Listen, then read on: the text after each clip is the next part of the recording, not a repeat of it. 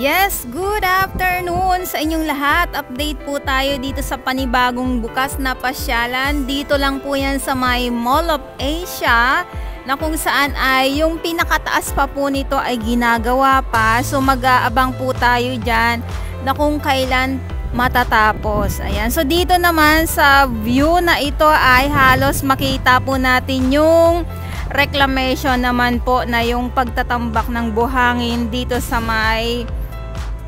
may seaside by the bay naman. Ayan, so dito sa panibagong bukas na pasyalan ay makikita po natin ang ganda at lalong lalo na sa mga kids kasi may palaruan dito na walang bayad. O di ba ang mga bata nakapasyal na magi-enjoy pa sila na wala nga pong bayad para na din sa ating mga magulang. Ayan, sa ating mga magulang. O di ba hindi lang magulang kundi mga dalaginding at dito din po no. So yung kulay yellow na yan, ayan po yung banyo naman po.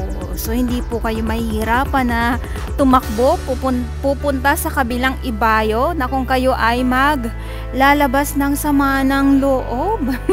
Sama ng loob talaga. Ayan, good afternoon po sa inyo lahat at ito nga po yung update natin dito sa panibagong bukas na pasyalan sa may Mall of Asia at kitang-kita po, tanaw na tanaw po ang ating karagatan. At ngayon po ay may bagyo pa din po. So yung update natin dito ay si Bagyong Guring na magsama na yung si Guring at si Hana na malakas pa din po yung hangin at madilim ang ating kalangitan. So good afternoon po sa inyo lahat at sa mga baguhan. Yes, welcome sa channel ni Miss Jolene Dorabel. Sumahalin niyo po ako ng buong buo. Yun ay hindi galing sa ilong ng Maisingaw. Garusamuan at kita nyo naman po no, ang lakas ng hangin, yung mga halaman at yung mga ibang namamasyal dyan ay kita nyo naman yung kanilang mga buhok halos ay nagliliparan. Okay lang po na magliparan ng ating buhok. Wag lang po tayo lumipad sa ibang ibayo naman. Ayan. So, yan. So, ito yung update natin. September 2, 2023. Ang bilis ng panahon at ngayon ay September na nga po. So, yung nakarang araw lang ay August lang. Ngayon ay September na. At malapit na din po ang Pasko. Advance Merry Christmas po sa inyong lahat. At eto nga po yung playground naman po ng mga ating mga junakis ng ating mga bagets at talaga naman sigurado naman talaga ay magi-enjoy sila dito. May pa ano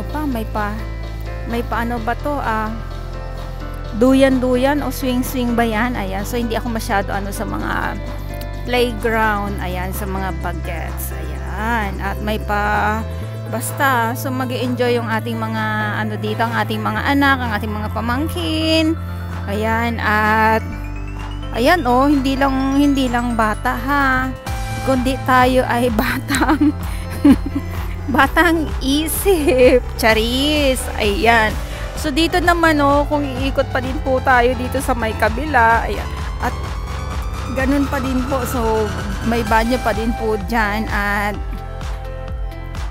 tayo po ay maglalakad dito muli sa kabilang side at dito naman. So pagpapasok naman po kayo dyan ay andyan naman yung loob ng Mall of Asia na kung saan naman po ay may mga kainan dyan. Andyan na yung mga iba't ibang mga restaurant at mayroon din po kayong upuan dyan na sa mga medyo hindi mahilig maglakad-lakad, sa medyo may mga edad. Ayan, upo-upo lang po kayo dyan at hindi naman po kayo sisitahin kahit na may mga security guard din po dyan na nagbabantay. Marami po mga security guard dyan. Ayan, so ito yung tinatawag ngayon na garden by the sky ng Mall of Asia sa ngayon na ha. Kasi nga sabi ko nga dito sa may kabilang side ay may ginagawa pa dyan at napakalawak po. So aabangan po natin yan na matapos.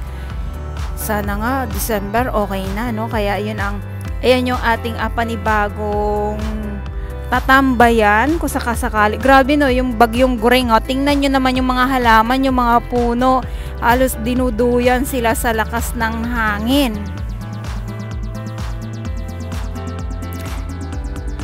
Ayun, so lakad-lakad lang po tayo. At dito, pag sa gabi, sabi ko nga ay may fountain. So maganda yan. Yes.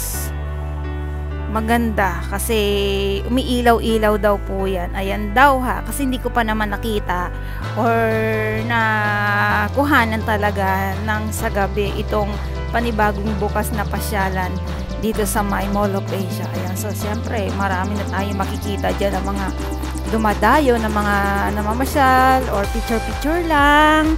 Ayan, so ito yung update natin. Maraming salamat po sa inyong lahat at sa next na update po muli natin, samahan nyo po muli ako. Maraming salamat po at yes, mag-update na din po tayo ng Dolomite Sun sa mga susunod na araw. Sa mga hindi po nagsasawa sa ating pag-update dyan sa Manila Bay, maraming salamat po sa inyong lahat.